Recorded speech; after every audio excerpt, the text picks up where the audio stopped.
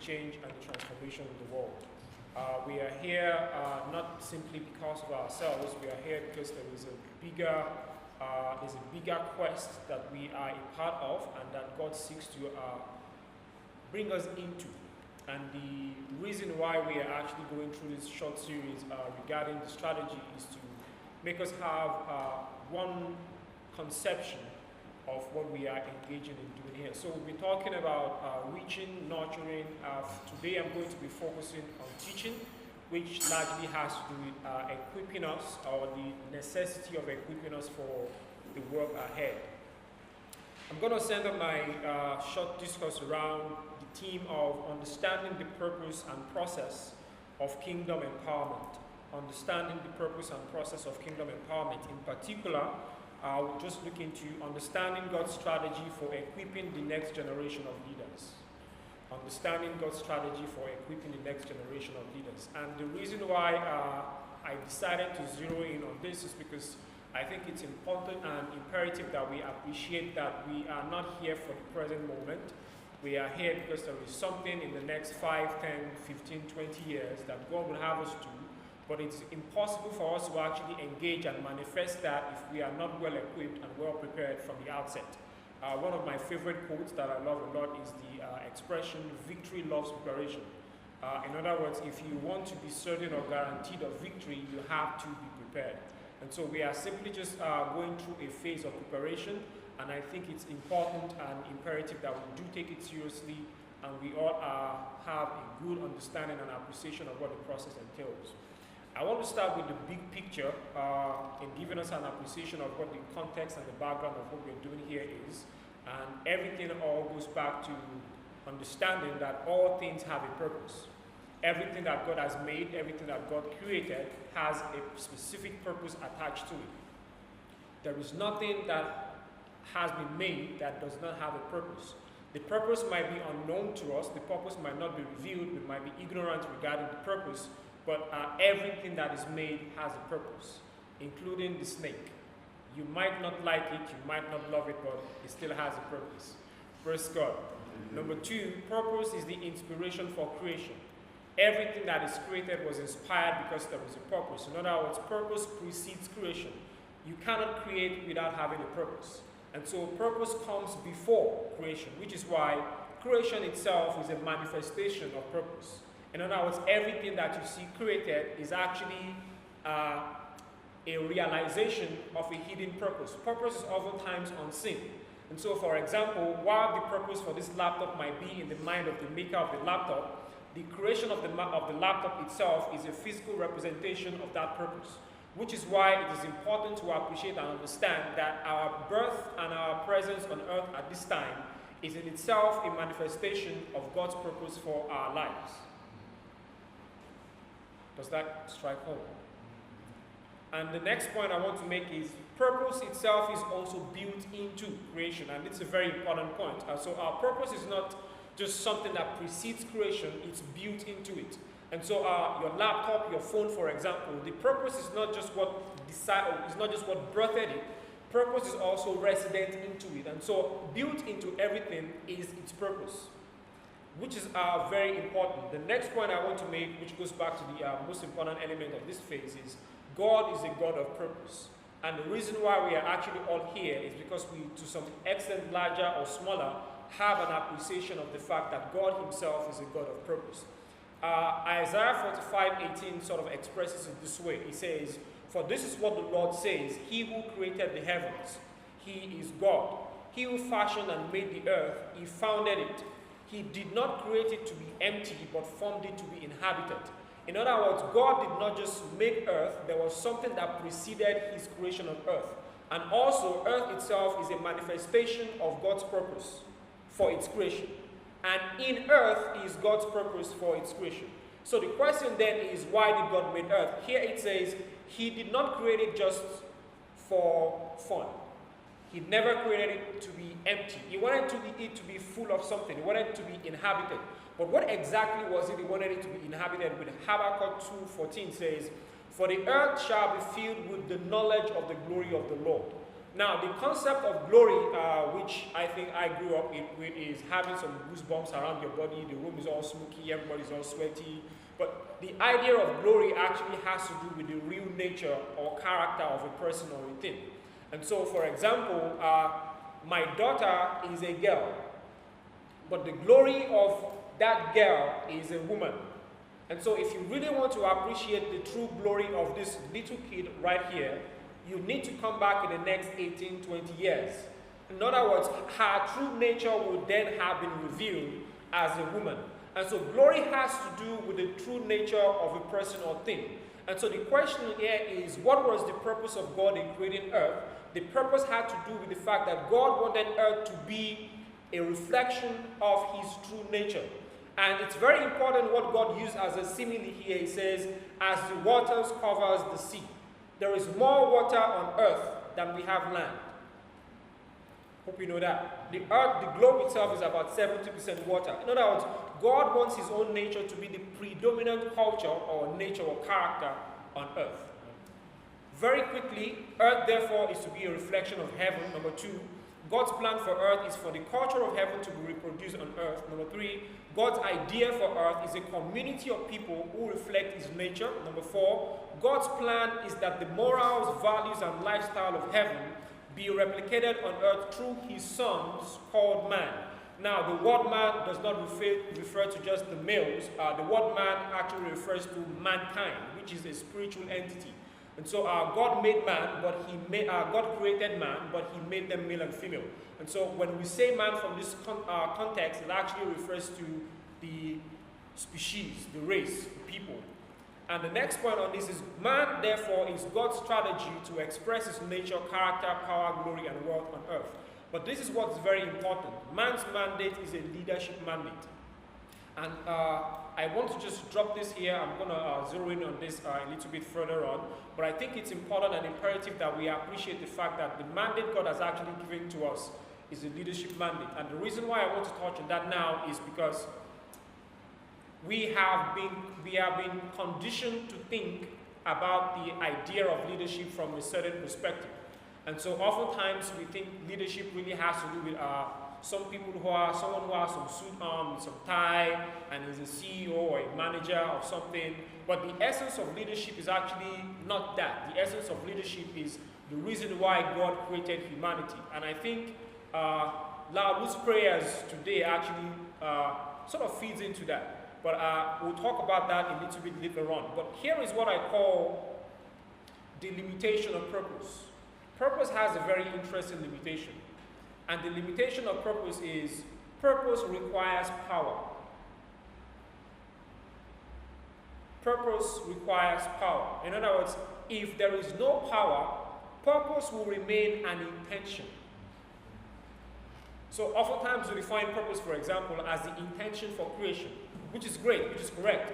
But the limitation of an intention is, without power, an intention cannot come into manifestation. So God had a purpose, yes. But without power, his purpose cannot be fulfilled.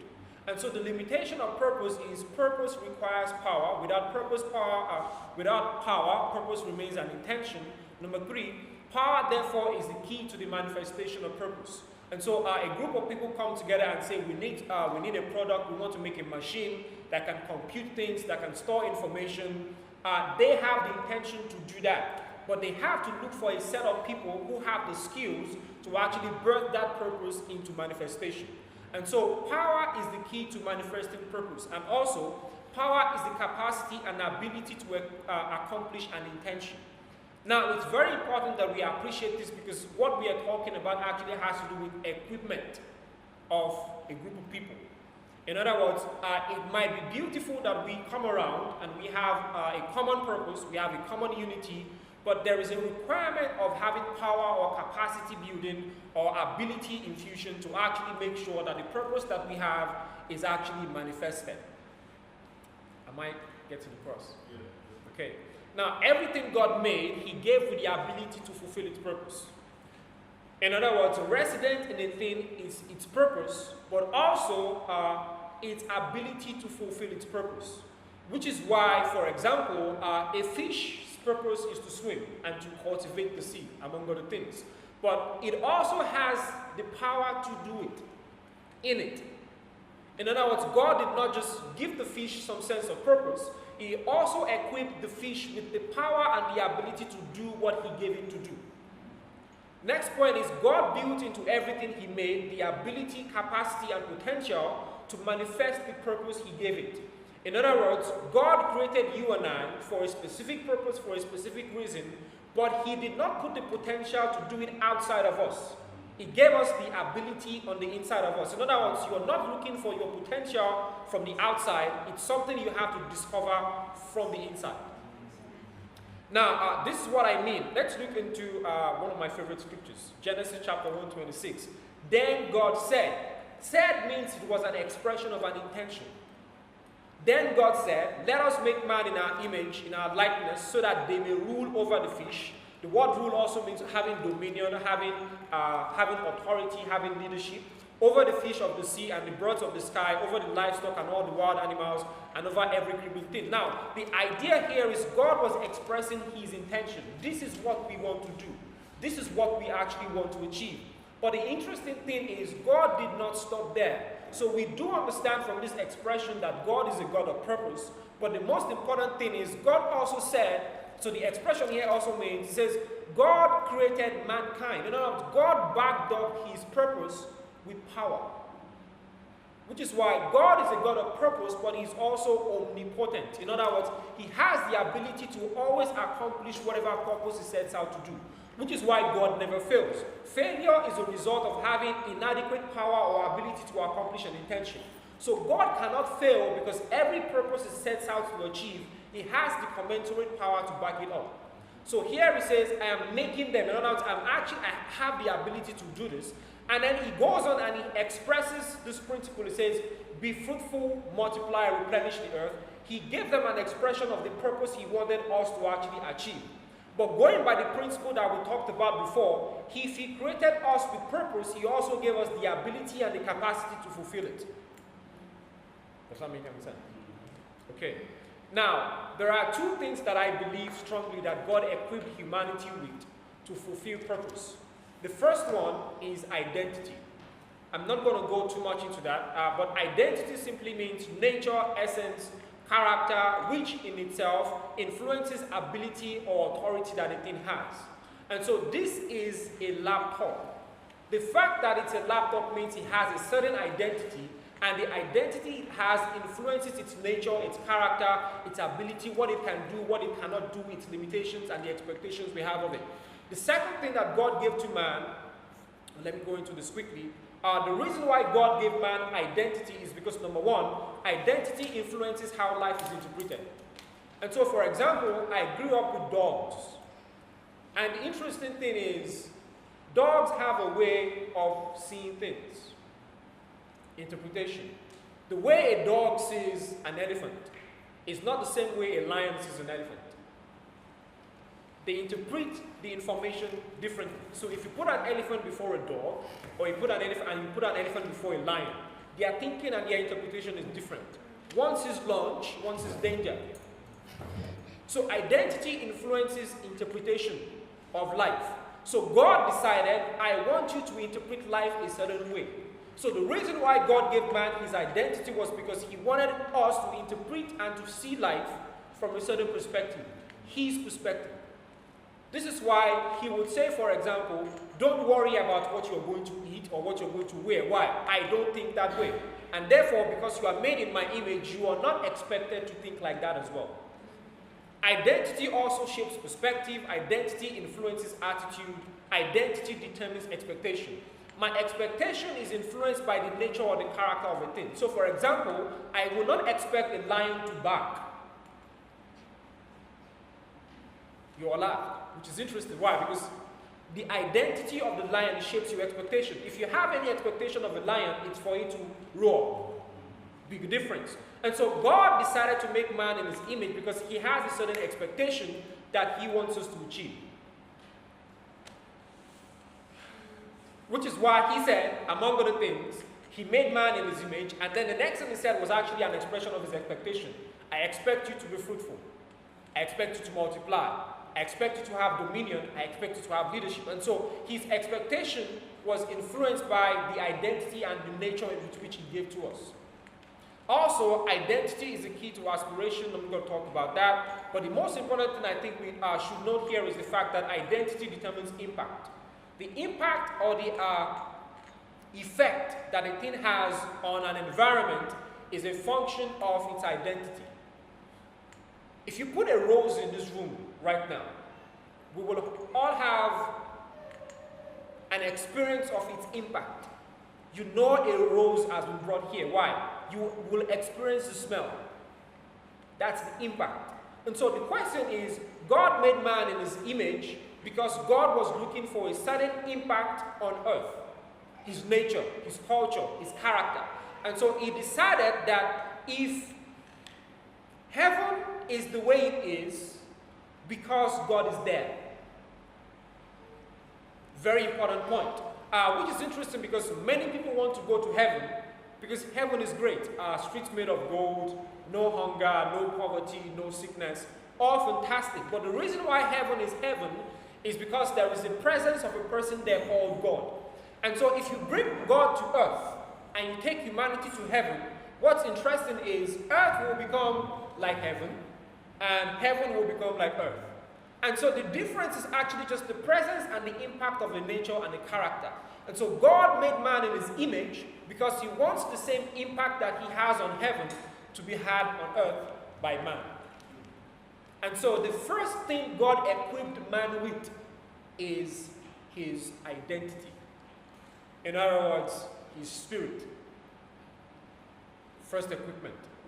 You cannot achieve a purpose without power. In other words, you cannot achieve a purpose without the required equipment or the required tools necessary for attaining or achieving it. And so God knows it's impossible for man to actually fulfill the purpose he has given to him without his spirit. Number two, the second thing God gave to man is truth. Can we say that together? Truth. Can we say it one more time? Truth. Can we say it one more time? Truth. Very important. Why? Truth is the knowledge of the nature, character, ability, purpose, design, function, position, authority, self-worth, and value. Why is this important? Few points. We are limited not by who we are, but by what we think we are not. I'll repeat that. We are limited not by who we are, but by what we think we are not. Let's use an illustration. So you have a dog. It's a dog. It can bark. It can kill a cat. It can do all sorts of stuff. Because it has the ability to do it. The problem is, if you put your dog rather, in the midst of cats, it was born there. It's raised there. It licks milk. It meows. Does all sorts of stuff. Its thinking is now cat thought. Its mentality is now that of a cat. And so you see a dog, but it expresses and experiences life as a cat. Why? It's ignorant of its nature. And so no matter how big that dog is, it will not have the impact a dog has on its environment. Which was why God did not just give man the ability or the nature or character to fulfill his purpose. God also had to introduce man to himself. In other words, God had to tell the truth about man to man. Because without the revelation of man to himself, man cannot have the impact he's meant to have. And so God gave man two things, identity and truth. Why? Life is lived not according to ability, but mentality. As a man thinks, so he is. As a man what? Thinks, so he is. Not according to what a man is born.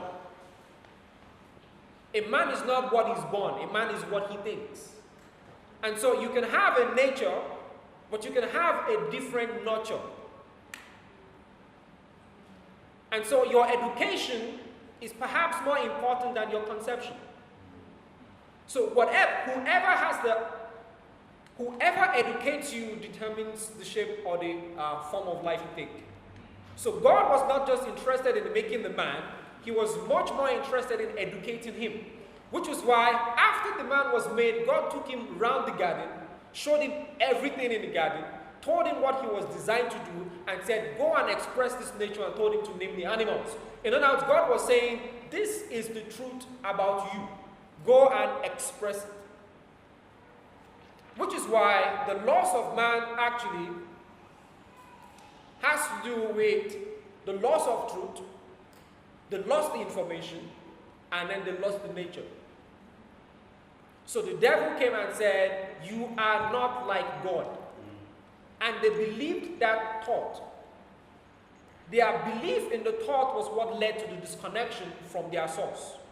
And so they lost the two primary equipment or tools that God actually handed over to them to make an impact on earth. They lost the truth and they lost their identity. Now the impact of that is man now started to experience fear, anxiety, worry, labor, mismanagement, abuse, enslavement, and finally death. The danger is, because man was made primarily for leadership, he still had the capacity to lead, but it was corrupted. There is still leadership on earth. Do we agree?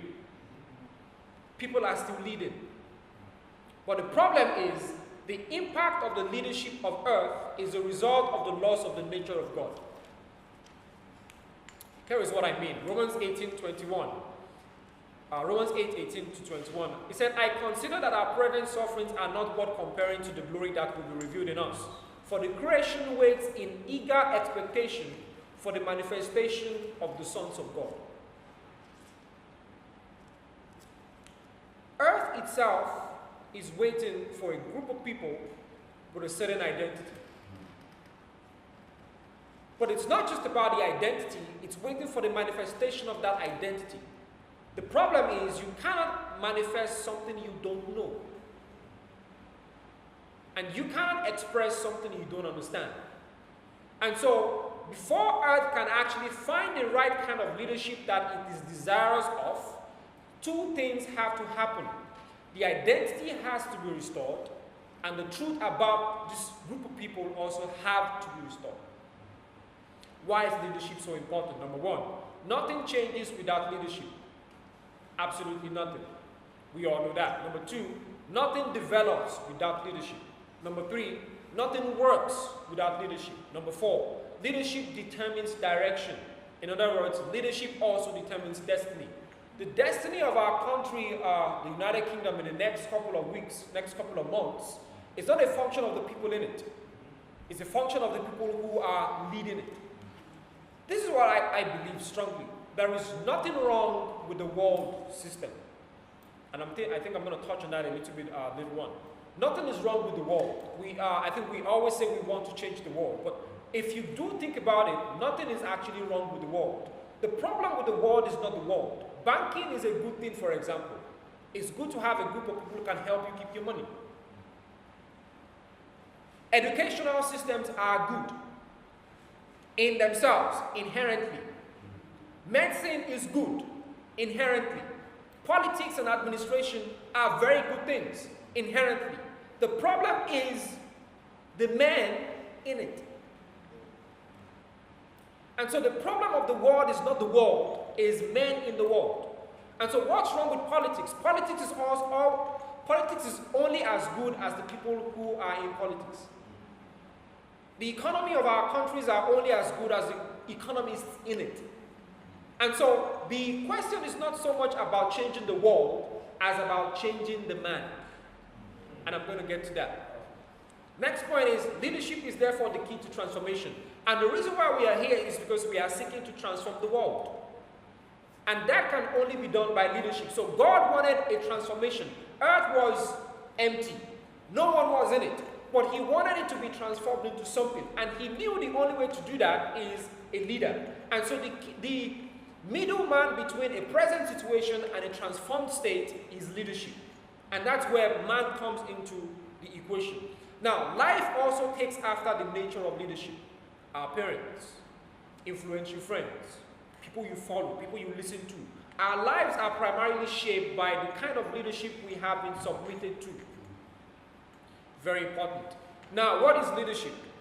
Leadership is the ability to move people from a present situation to a preferable future. And that's just a basic, simple definition I want to give. But this is what I want to actually stress on that. I've been studying this for a period of time, and I think personally that leadership is a result of a personal discovery of the true identity, purpose, potential, worth, and value of a person to the world, producing an obligation to release oneself to his community, world, and generation, expressed with a passion which inspires and influences the environment. It's a long one, I'll take it again. Leadership is a result of a personal discovery of the truth. In other words, you cannot really be a leader and you cannot birth a transformation without first starting from a personal discovery. There is something you discover about yourself. You suddenly come to a certain realization about who you are. Look at the scriptures. Moses. It was a discovery. God said something to him. Go and deliver people. He never thought about that himself. It was what? A revelation. Gideon, revelation. God told this group of people something that they held on to and then they believed about themselves. And so leadership begins with a self-discovery, which is why we are here. The essence of being present in this place, in this gathering, why we come every Sunday, every evening, is because we are here to discover something. It is that discovery that leads to something else, which is what we actually want to achieve. And so equipping in this sense is giving, or is really much about reintroducing ourselves to ourselves. And so, for example, Jesus met Simon, but then he introduced Simon to Peter. Peter was in Simon all along, but Simon never knew. And so he met this young 30-something-year-old man who says, follow me, and I will reintroduce you to yourself. And all of a sudden, something struck Peter. I am not Simon. I am not this shaky, unbelieving, doubtful person. I am a rock-solid guy. And so leadership is a personal discovery. And that personal discovery, you discover there is something so great about you that you find yourself obligated to do something. The personal discovery you have creates some sense of responsibility upon yourself. And so you see something in the world and you can't sit still. Because you know that you have what it takes to do something about it. And the obligation in itself relates to having a passion. It's people then see this passion and then they feel inspired and influenced by you. Which is how Jesus changed the world. He knew something about himself. He knew his identity, he knew who he was. He knew his purpose, he knew what he could do. And he felt a sense of responsibility to make a difference. He says, no one takes my life away from me. I do what? I lay it down of my own accord. It was an obligation he had to himself to make a difference. Because he knew something about himself. It was his passion that drew people to him. They saw something about this person that it drew them. And which is really what we are doing here. It's to reintroduce us to ourselves. And so something is ignited on the inside of each and every person in this room. And then you feel obligated to go do something. Let's take BK. His experience is the fact that he saw something. He discovered something about himself. He got a revelation. He got the truth. There is something about me that is so great that I am obligated to do something in my world, in my community, in my generation. And that was what drew many of us to him. But it started from a place of personal education, which is why leadership is a personal discovery which produces a conviction for public manifestation. It's not manifesting to the world first. It's something that is done privately first. Something happens to you privately. Jesus met with Moses backside of the desert. Gideon was threshing in a secret place. We have no idea where Elijah stemmed from. Joseph was in the pit. And so leadership always starts from a private discovery before public manifestation. And so the world is waiting for our manifestation. It's waiting for the sons and the daughters of God. But the point is, we cannot manifest without a private reintroduction. Which is why we are here. So the equipment is more about looking at something about us which we never knew before. Leadership then is born when we discover something so powerful about ourselves that we are willing to share ourselves with others. And emphasis is on sharing yourself. Leadership is not a role, it's a life. God is a leader, it's not what he does, it's himself. And so, leadership is not something you wake up in the morning and step into. It's a life you lead. And so, it's discovering that there is something about you first that makes you move out. Next point is, a true leader is one who has discovered himself and is committed to helping another discover the truth about themselves. Jesus knew the truth about himself. And then he said, follow me, and then I will make you like me. In other words, follow me, and then you discover the truth about yourself, so you can go meet other people and make them discover the truth about themselves. And so the point is, so BK found something out. And then he says to himself, I am obligated to make other people find out what I found out. Because what he found out was he was made in God's image and likeness. And then something suddenly dawns on you that the same way I am made just like God, the other people around me are made just like God. Let me invite them to discover exactly the same thing that I discovered. Which is why sitting in this place is not just us gathering and having social interaction. It's about education. Amen.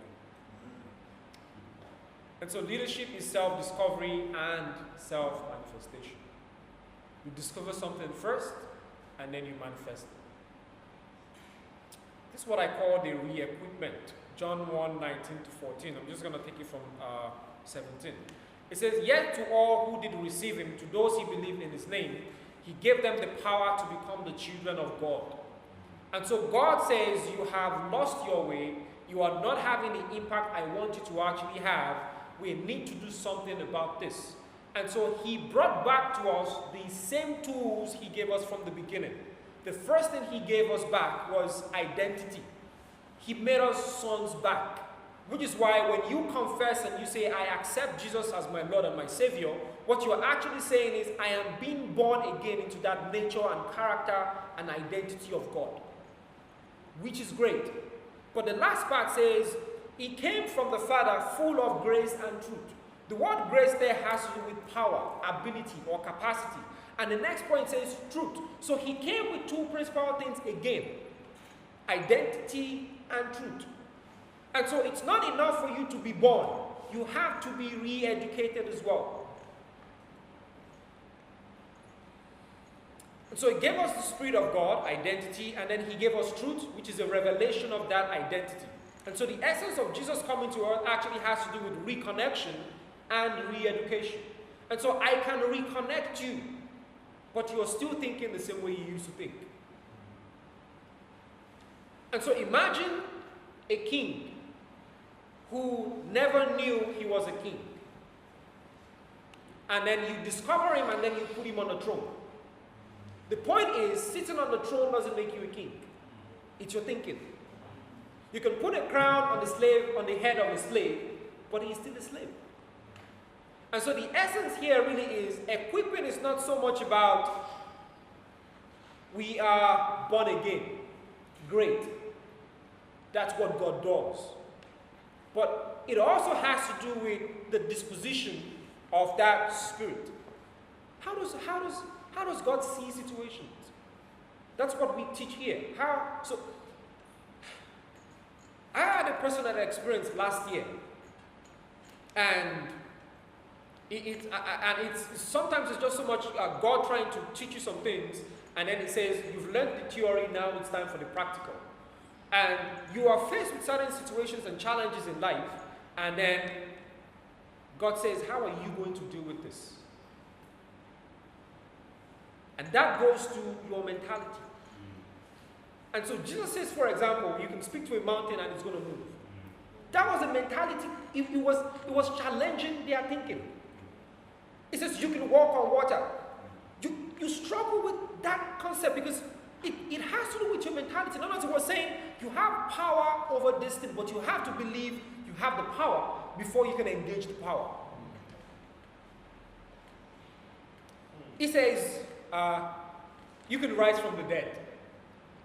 Now everybody thinks or everybody believes death is the final blow. But then He comes, He dies, He rises up, and He says you can do that too. Now that is a change of mindset. Which is why when He came, He spent 3 days dying and coming back to life. He spent 3 days restoring identity. But He spent 3.5 years restoring people's thinking. And He still didn't finish the job. He handed it over to another teacher to continue the equipment process. Which is why we are here. And so changing the world is about, number 1, reconnection to God. Number 2, reintroduction to yourself. Number 3, revelation to the world. If you are not reconnected to God, you can't be reintroduced to yourself. Because you are in His image. And so if you don't have a picture of who you are like, you cannot understand who you are. And so Jesus came to give us reconnection, but also reintroduction. And then He taught His disciples, and the next thing He says, I've reconnected you to the Father, I have introduced you to yourself, now go out and make disciples. Teach them whatsoever I have taught you. And so self-transformation must precede world transformation. And therefore, the key to changing the earth is to change man. We are here to make a difference. I strongly believe I am here to make a difference. You were born in this generation to make a difference. And I think that's something that every person in this room should actually know by now and know by heart. We are here to make a difference, and a difference we will, in the name of Jesus. But the point is, how do we make a difference? Some people argue and they believe the way to make a difference is to elect a political messiah who will bring change. We all know how that works out. But every 4 years, we come and we believe a person is going to help us change our lives. And it doesn't work out. Some believe we should change the mode of our political systems. And that's why we had we had fascism, we had dictatorship, and they said democracy is going to actually bring the change. And we know what we're going through right now with democracy. And some believe we may change the economic model, change from socialism, change to capitalism, and poverty is still on the increase. And so the question is, how do we all know the earth needs to change. Everybody agrees. But the question is, how do we change it, and change it into what? And so God comes and says, for God so loved the world. He didn't say God loved man. God loved the system. Because He is the author of the system. The problem is, He did not like the way the system was heading.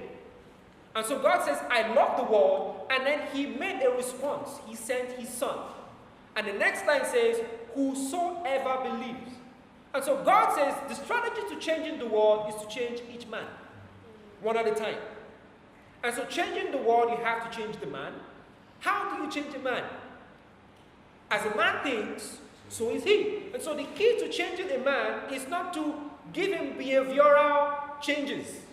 It's not to give him certain laws. It's to change the way he thinks. It's to change his mentality. So every time we come here, we talk about faith. We talk about God. We talk about worship. We talk about community. We talk about power. We talk about all this amazing stuff. What we are doing is we are putting us through a process of re-education.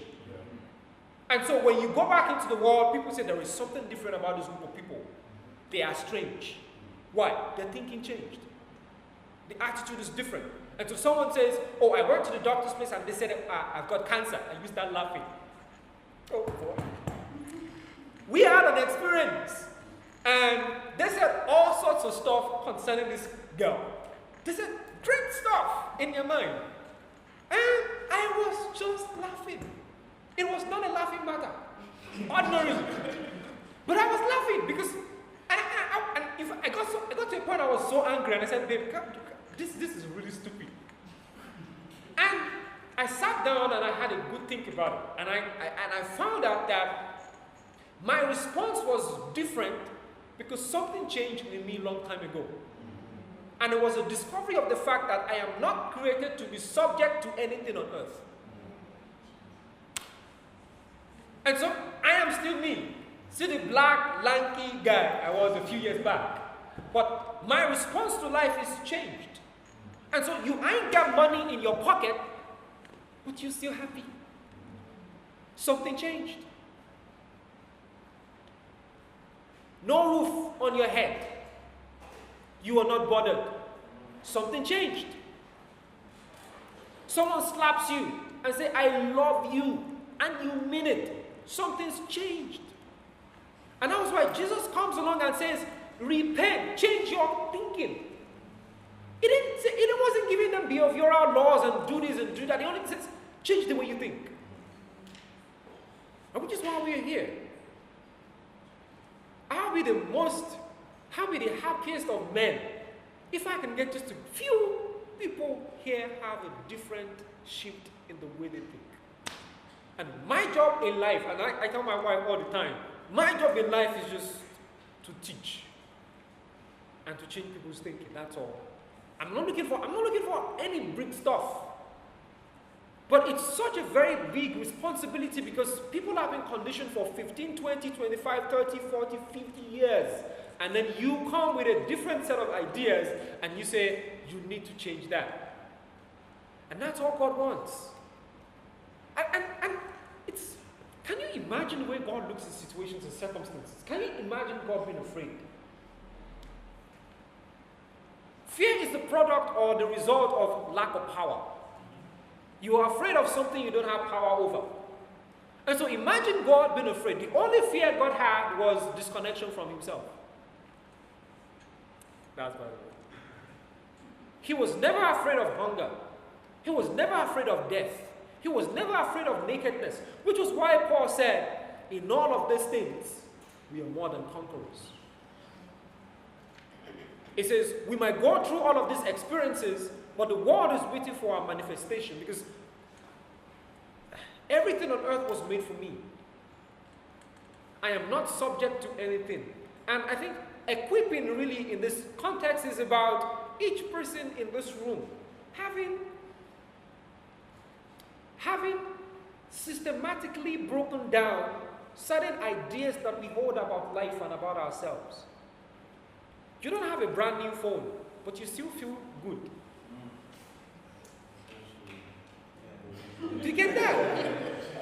You still feel good.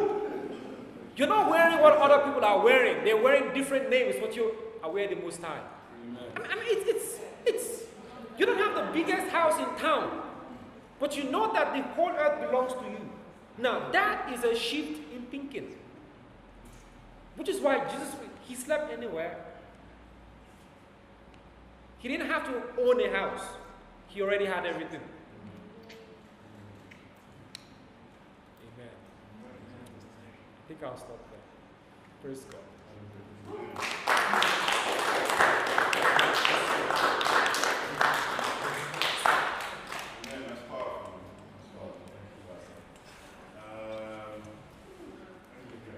No, I'm still talking about just paying attention. Okay, cool. Any questions, any contributions? I really enjoyed this topic. I was considering with a friend of mine a couple of weeks ago. I say considering, it was more of a debate as to who good leaders are. We considered who good leaders are. What's a good leader? You know, from the perspective of this phrase that we have in society, born leader. and what is a born leader, and who are the best leaders. And I was wondering whether leadership is a skill and attribute in itself, or whether the best leaders are like experts in their given field, because I think the status quo is that there are people that lead and there are people that do. So yeah, the people that follow, or people that may be more geared to certain expertise who don't lead, because leadership is now another trait on top and all of that. So the question really is just, who are the best leaders, and how does God look at leadership potential in each of us? Is it from birth? Is it nurture? Is it nature? Yeah. Great. It's a great question, and I oftentimes get it when I talk about leadership. And I think it actually flows down from the general idea that we have about what leadership is about.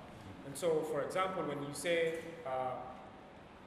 all men are leaders, people tend to look at you like, are you all right? And it's because once you say leader, we often have this picture of one person up front, every person following. And from what I have studied from this great book, that was never God's plan. God created all men to be leaders. All. And so when he was talking to the first man, in whom every person was in, male, female, billions of people was in that one guy, God says, you, in other words, all of you should have dominion. And he told us specifically what to have dominion over. He never said to have dominion over other people. And so when you're talking about leadership, you also need to talk about the scope or the jurisdiction of leadership. So it says, let them have dominion over the fish of the sea and over the birds of the air. He was talking about his resources. And so God made all men to be leaders. They were born to be. But the question is, not all men will become leaders. In other words, we all have the potential, but not every person is going to manifest it. Now, before I go into the manifestation bit, how does it work that every person is going to be a leader? The idea is every person has an area of gifting. Let me put it this way. Who is leader in mango production? Which tree is a leader in mango production? The mango tree. Which tree is a leader in orange production? Orange tree. Which leader is a leader in apple production? Apple tree. If you need an orange, do you go to the apple tree? No, you go to the orange. The orange is a leader in orange production. And so God made each person unique, with unique abilities and unique potentials in such a way that each person is an individual in their area of gifting over certain resources God has actually commissioned for them on earth. So the idea is, I am born to do something, but I am not born to do everything. And what I am not born to do, you are born to do. And so it is, I'm a leader, you are a leader. And so if you need me, people come get me. But I also need you too. And so all things on earth are needed, and all things on earth have a need. And so Imi has an area of expertise. When I need it, I go to him. BK has an area of expertise. When Imi needs him, he goes to him. And so all men are leaders, basically. And so it's not so much about a leader up there, follower up there. Which is why Jesus said, he said, if any of you wants to be great, he never rebuked them in demanding for greatness. He only said, you have to serve something. And what you're actually really serving is yourself. So when you go to the orange tree is serving you itself. Okay. But that's by the way. And so, what was your part of the question? You may help me out. There was a second element. Is the nature and nurture kind of thing? Nature. So, yeah, thank you very much. So, like we talked about, we are born to be leaders, but not every person will be. Because leadership is basically two things, like I said. It's self-discovery and self-manifestation. So there is something in you that can make you a leader. You have the potential to be. But you have to discover it. And so the nature is there, but without the nurture, it's not going to be birthed out. And so, for example, you have the potential to sing. You have a leadership skill to sing. That's your area. But you also have to discover it. But not everybody discovers. And so leadership is not just about aptitude, which actually has to do with your ability. It also has to do with your attitude, which is your thinking. And so every person has the potential to be a leader, but not everybody will think like one. And the big difference between people who end up becoming leaders and those who don't fulfill that potential is some people's thinking changed. What was the difference between Moses and the other people? Thinking. What was the difference between Joshua and the other people following Moses? Thinking. What was the difference between David and his brothers? Thinking. And so it's oftentimes the shift, the big gap between having what it takes to be a leader and actually being a leader has to do with the transformation in your mind. So it's both, the aptitude is there, but you also have to add to the aptitude the attitude. Not to sound cliche, but it's what it is.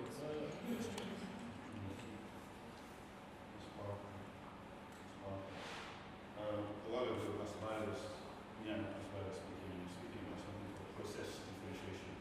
And what that means is that you can start on the same baseline as everybody. But what differentiates you after a period of time is your response to the process. Does that make sense? And so you might have that policy when you give you how many thousand men, why was it 300? That's when they told me. So technically, thousands of men have the same potential. Exactly the same potential. But their response separated from the number. Does that make sense? Yeah.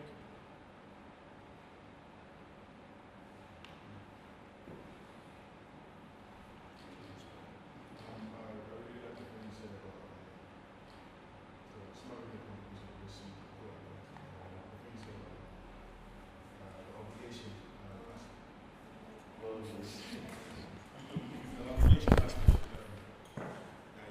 When you learn who God has made you to be, then what comes from that. So yeah, I remember I shared here a while back that I felt like God was asking me a question like now what? Like now you know the truth about who you're supposed to be 24/7 and not just on Sundays. So what are you going to do with that information? And it made me, because I watch quite a lot of football, and it just made me think about some things like, I don't know if anyone, sorry if you don't follow football, that's the analogy that popped into my head. But basically, Man United were a team that was struggling early in the season. And there's a kid called Marcus Rashford. At the start of the season, the expectation of what he's meant to do per 90 minutes on. So 90 minutes on the pitch, what we expect him to produce is very, very minimal. At the start of the season, no one's really expecting much to come from him. But then a new manager comes in who reintroduces him to who he's meant to be as a striker. And now all of a sudden, everyone expects 1 or 2 goals from Marcus Rashford. Same player, just a different expectation. And that expectation probably comes from the fact that the manager sat with him and said, okay, this is exactly who you are. This is your potential. This is what's already been in you since your academy days. So this is what you should produce now. So it's it just made me realize that there's a lot of responsibility and there's a lot of obligation in terms of who you are. But that's the thing that you said already, that in terms of the purpose that you're meant to fulfill, it preceded how your creation. So how I'm made, how I'm designed, like the skills that I have and the skills I do not have and don't possess is fine because of that. I've been created for one particular purpose. So everything that I'm able to do is for that very purpose. So I have to respond to that in that certain way. And the thing, if I'm not able to respond to it in another way, so if I'm not able to have certain types of conversations with people about certain things, then that's okay, because I wasn't built for that. Someone else is. So like my job can be to maybe encourage that person, them to be able to fulfill that particular purpose that I can't fulfill. So now when it comes to issues like strife and the things that we mentioned before, then it starts to not make sense. Because how am I going to envy someone else's purpose that I was not designed for? So then I want them to do less of their own purpose, knowing that I can't do that. So that's essentially witchcraft, that's wickedness. So it's all these things are sort of like linked together. So my question, in light of everything you've said, these are for people who maybe feel like they're not called to leadership per se. So if someone was to say that they're not called to leadership, can we still say they are still fulfilling their potential or purpose? Understand the question? By leadership, you mean they are not called to a position, which is a big mistake most people make. So people are tend to mistake being called into leadership with being called into a position, some sort of title. Leadership has nothing to do with the title. So when God was talking to man, leadership has nothing to do with title. And so, for example, we have presidents, we have prime ministers who hold titles, but they are not leaders. They are not leaders. They hold titles, but they are not leaders. Jesus had no title, for example, and that he's the greatest leader that ever walked the face of the earth. And so when people say I am not called into leadership, that's a lie, because we've been cultured and educated and brainwashed to think leadership is a group of people up there and we are down there. We are all up there. But leadership has nothing to do with visibility, it has to do with influence. And influence doesn't mean I'm out there being seen. There are lots of people who are out there and they are not leaders. They are visible, but they are dispensable. When you become a leader, you are indispensable to your purpose. And so you can't dispense with the mango tree if you need mango juice. It's impossible. But the mango, in fact, you go meet the mango. Did you get that point? You go meet the mango tree. It's the boss. And so regardless of wherever the mango tree is, you go find it. Regardless of where it is positioned, you go look for it. And so the mango tree might not be in front of your house, but you want to take mango juice, you have mango craving, you go look for mango. And so when we say are called into leadership, every person is called into leadership, but it's not a question of position. And I think it's so sad because even in church gatherings, even in Christian communities, people attribute leadership to having some sort of title. I'm a prophet, I'm a this, I'm a that. God is really not interested in titles. Jesus had no title and is the most influential person. Over 2,000 years after he died and came up again, he is still influencing the world. One man, 12 people, one man. He was just a teacher, simple teacher. That's why I love being a teacher. So when people say I'm not called into leadership, it's not true. And I think that the job there is to let them understand that leadership is not it's not a position, it's a disposition. It's a way of thinking, it's an attitude, it's a perspective, which God actually wants every person to have. I hope that helps.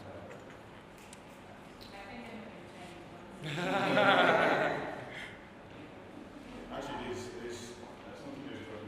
There's benefits in empowering as a leader. You're doing yourself a disservice if actually you're empowering. Yeah. Does that make sense? Because ultimately, what you want to do is not to be the master of everything. So I was listening to the podcast a while ago, and so Google do this thing where they say they employ smart creatives. And the idea of employing a smart creative is not to employ a smart creative and tell them what to do, because then you're sabotaging the value that you're going to get from the fact that they're smart creatives. So we employ smart creatives, but we release them to do what they want to do. You give them a vision, you give them a structure, you give them a structure and you give them a target, but then you allow them to freely deploy themselves the best way they can. They want to work for them 4 days, 5 days, and it's fine, as long as they produce the result. Does that make sense? Which is why I think I think we did a great commission a while back. Which is why if you study how Jesus couched that expression, it's very interesting. He told them what to say, he told them where to go, he told them when, he never told them how.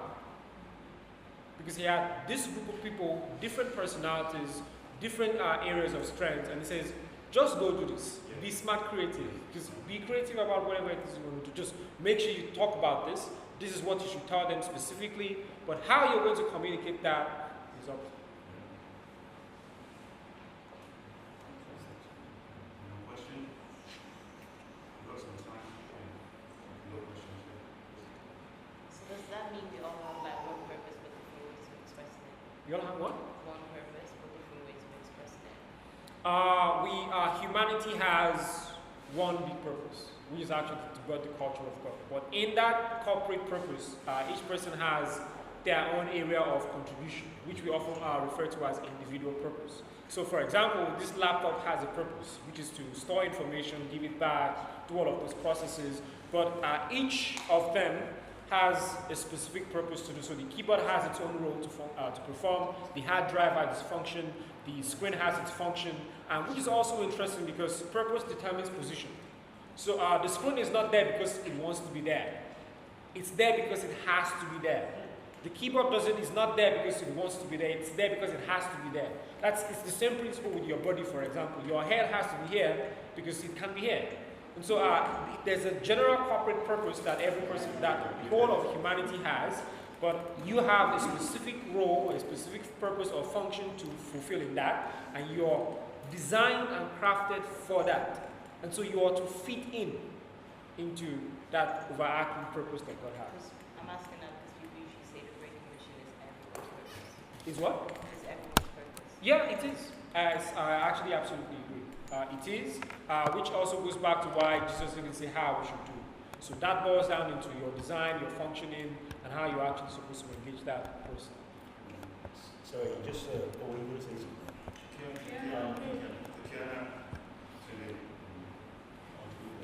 I wanted to ask a question in regards to when you're talking about the mentality of a leader and how you therefore practically go about shifting or allowing that shift in your mindset to take place so you can break down the things that you have been conditioned to think for so long, whether that be about leadership or your purpose or just generally your mindset, ensuring that you have a mentality that is reflective of the mentality Christ expects us to have and uphold. Okay. I think the first thing that actually maybe we'll have to be essential. I think we usually have a leadership. I think we have a leadership, so we'll probably talk about that there. But the first thing that I found out from my study on this is God oftentimes introduces people by starting out by giving them a sense of purpose, which is it's a very big deal. And I know the concept of purpose is so cliche now, but it's so important, so pivotal, because when you have an idea that there is something I am born for, it radically shifts your life. Something changes. Immediately you have a sense of passion. Something ignites on the inside of you. And so it's moving from we are here to live. I'm not here to study law. I'm not here to be a professor. It's a great thing. But I know that I have a sense of purpose. Now, what that does to you is it gives you a sense of significance. So all of a sudden you discover that you are not important because of what you have. You are important because of why you are. And so that shifts a thinking in your mind. Now, because you have a purpose, it gives you a sense of passion. There's a strong conviction in your mind to actually go forth and actually do that thing, regardless of whatever conditions that actually happened in the past. And so Paul was a murderer. And then all of a sudden God comes and says, oh, by the way, you have to go back to the same set of people and you're going to actually make a transformation. And he had that passion to still go back because he suddenly discovered something about himself. Now, what that does is your passion translates into a source of inspiration for other people. And then you suddenly see BK working all through the night, typing and bringing up all these strategies. And you're like, I love how this guy, I love this guy. There's something about this guy that births something on the inside of me.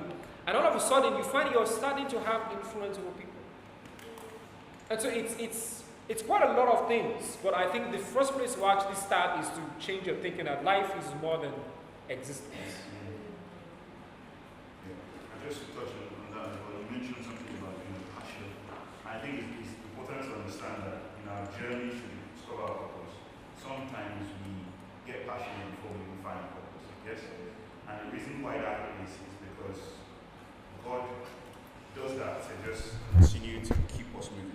Does that make sense? Sometimes you know you're passionate, but you're wondering what you're passionate about. Does that make sense? There's sometimes that you feel like I should be doing something, or you can't quite articulate it. And that passion continues to move you until the day that you find it, even if it's one day before you die. Who was next? Okay, my contribution was with regards to what you said about the Great Commission. well, because I think as soon as you mentioned Great Commission, because my passion is sharing the gospel of Christ, and so straight away my ears stood up as soon as you mentioned the Great Commission. That if think about this, if every single one of us were to some way, shape or form share the gospel with people within our sphere of influence. I mean, if all Christians in the world were to share the gospel with maybe colleagues at work, friends in school, business partners, neighbors, how within the next, let's say within the next week, how many more people in the world do you think will reach with the gospel? Think about it. If we all take it as our responsibility. I know God has given certain people more grace than others with regards to the desire and the zeal and the extent to which they're willing to go to reach out to more people. But if every single one of us were to just share the gospel with one or two people, can you see the tremendous impact that would have every Christian? And so that's just a good thought for us. Love you. I had a question. My question is, what is the difference between purpose and calling? Is there a difference? And my kind of contribution was about, we're talking about passion and having a passion to do something. And I think it's important, like what you were saying about, also the fact that we're equipped with the truth, or having to have that revelation first is so important, because a lot of people are passionate but don't have the truth. And so end up doing things from a misplaced or misguided place where they think they're doing things for God, but actually are having a detrimental effect in the end, because what they're doing isn't actually from a place of truth.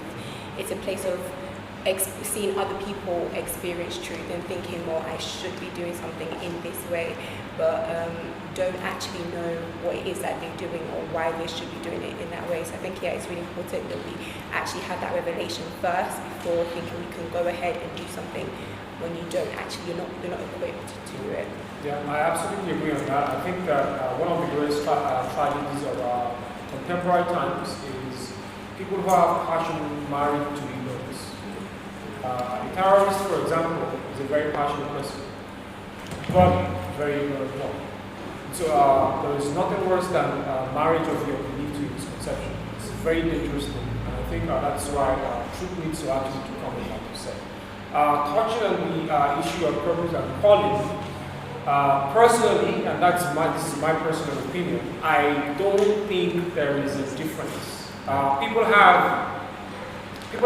think it's largely a question of semantics. And so let's take this for example. I think if the purpose of this laptop is to compute, store information, give it back, that's its purpose. Calling is me telling it to come and do it. And so I would say calling is probably, for me, calling is perhaps an event, and purpose is the intention for creation. I don't know, for me personally, I personally don't see the difference. Some say calling has to do with something God has specifically called you to do, but if you do think about what God has called you to do, it has to do with your purpose. So I think for me personally, so for example, Moses had a purpose to deliver the people of Israel. Moses had a purpose to deliver the people of Israel. But God called him at 40 years. So it was an event in his life to do something that has always been there. So I think it's, regardless of whatever name you want to give it, I think we are actually still all referring to it basically the same thing, pretty much. Just to touch on what Kunle just said, I think that in the way it's being used, it's interchangeable, no doubt. But I think if you look at it a bit more critically, you find maybe there's some nuances around it, slight shades of difference. And what it is, the way I see it anyway, is just exactly the way you've explained it, that the purpose ultimately is the goal. This is where we're going. And the calling is the instruction for the goal.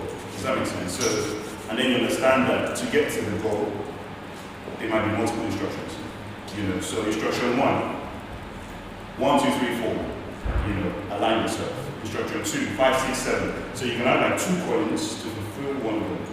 That's the way I look at it. So when the Bible says many are called, few are chosen, so that calling for a particular task or, like I said, event to fulfill that purpose might be for 200, and another calling in the same breath might be for another 300. Does that make sense? So if you're called to reach out to the lost, for instance, and you're called to nurture the new believers, still the same purpose ultimately. You have to reconcile people with God. But the calling in that sense is two different callings for one purpose. So you're nurturing new believers, you're reaching out to the lost. Effectively, it's still translating them from darkness to light. Paula, Amy, sorry. Okay, so you said that it is impossible for man to fulfill his purpose without God's Spirit. So I'm thinking of people who have had very important and influential impacts on the world. So people like, I guess, Steve Jobs and, Bill Gates and all these people who have done, things that that are notable, and I guess by some standard, or maybe even for them, they would say they have fulfilled their purposes in birthing, these types of things that they've done. So I'm trying to figure out how that then reconciles with, these statements about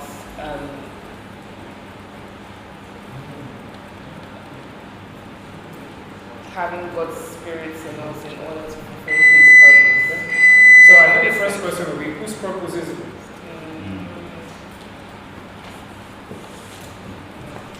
Another thing is, let's also keep in mind that potential is always resident.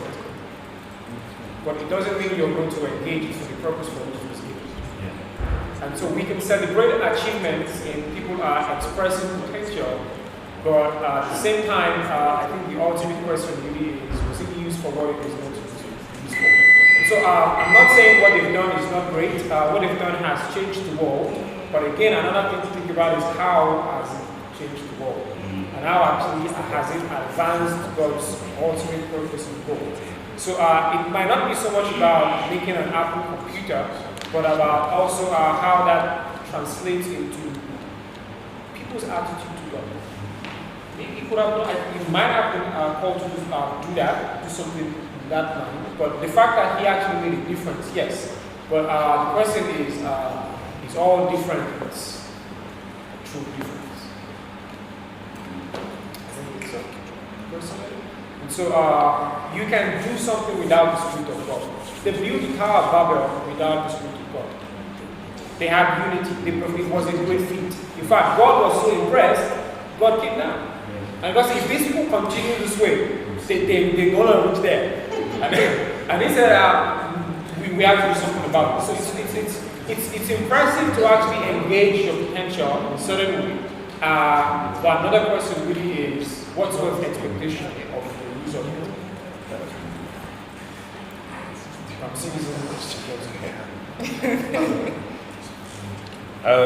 Cool. So literally,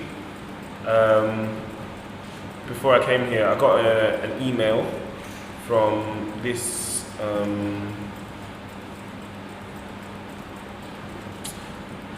scheme that I'm involved in. Anyways, and so they're doing a mentorship program, and it's interesting because they've outlined something called the mentorship journey. And they've given it 5 points. Self-knowledge is the first, purpose is the second, goals are the third, mindset is the fourth, and execution is the fifth. And I'm just wondering, when it comes to sort of, and I say, like when I say church, I mean church settings. I've heard, that you cannot lead unless you have been led.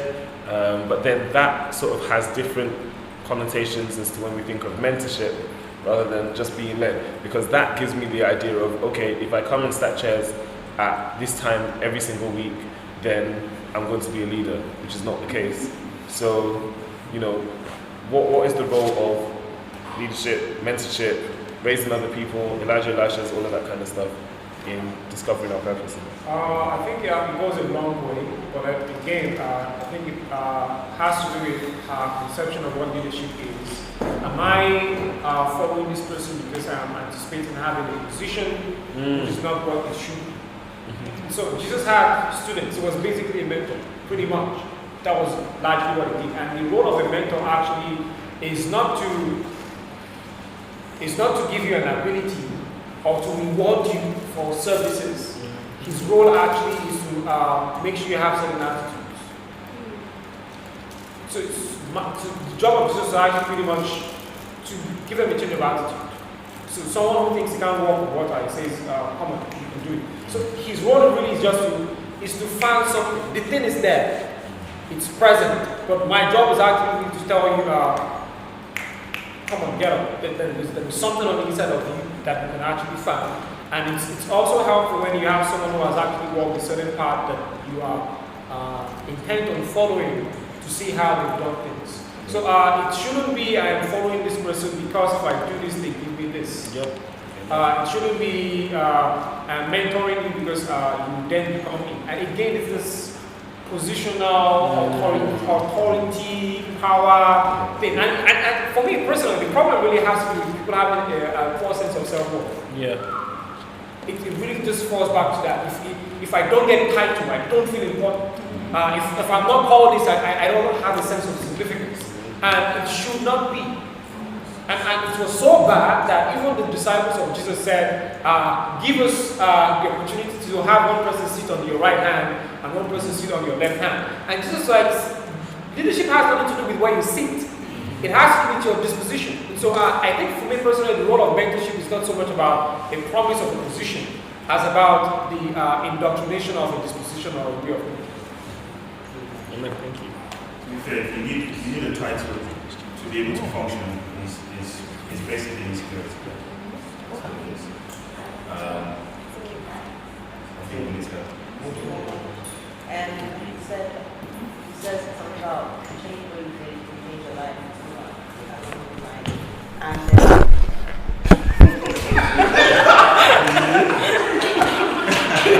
That's interesting.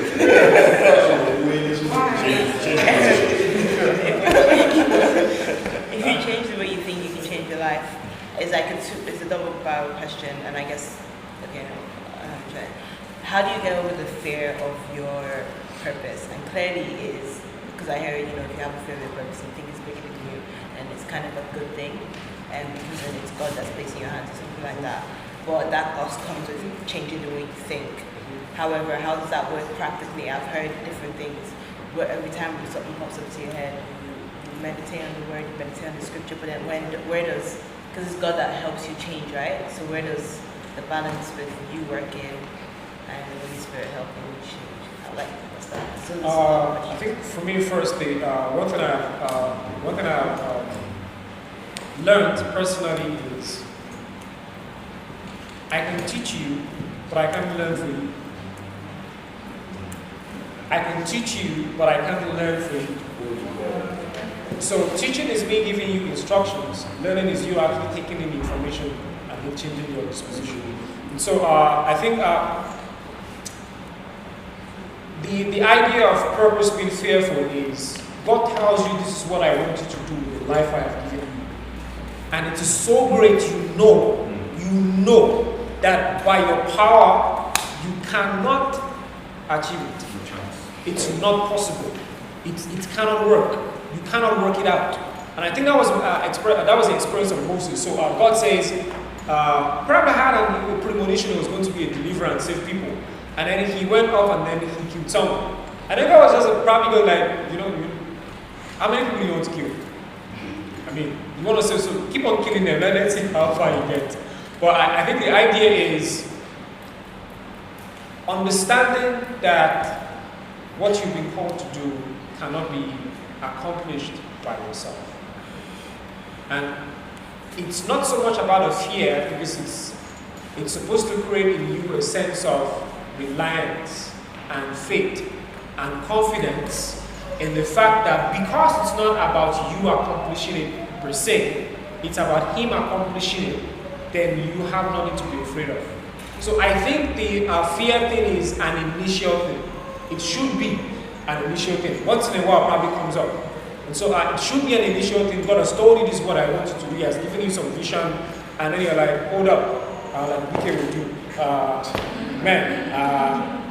This is literally impossible. And then God comes, for example, and tells Joshua and says, don't be afraid. I know you're afraid. Don't be courageous. Okay, I will be with you, even as I was with Moses, because you can't do it alone, so I have to be there as well with you as well. So it's not so much about, so I don't think the fear is something that should run all the way from the beginning to the end. It should be something at the initial spot. God, you've told me to do this thing, this is really big. And then it comes along and says, yes it is, but remember you are not the one doing it, I'm doing it with you. So which goes back to without God, with God nothing shall be impossible. So he gives you a seemingly impossible task, and then he says, go do it, I'm going to follow you. And so the idea is you are pursuing the purpose, God is behind. And so anytime you want to fall back, he says, I got your back, go on. So the fear should be initial. I personally think if God tells you to do something and you're not afraid from the initial spot, go check again. He's always, and it goes back to challenging your thinking. So God is not going to really give you something that you can do by yourself. He's going to give you something that's going to be like, oh wow, okay, let's have a discussion. All the people that God actually used, they had a discussion, and it really had to do with go and meet Pharaoh and tell him to use this. God, what? And he says, Gideon, you're going to fight these guys. And he tells Esther, you want to change and transform an ordinance the king has given. And she's like, this is impossible. So it starts with impossibility. It should start with impossibility, actually. And I think then your journey then starts, and then you get to rely on God. So don't be afraid of the fear. If I can put the expression if everything that God asks us to do seems possible, then we will faith. And someone said God gives you just enough light to see where you stand. Just where you stand. So the next step you might not see, but you can see where you stand, at least so you don't stop.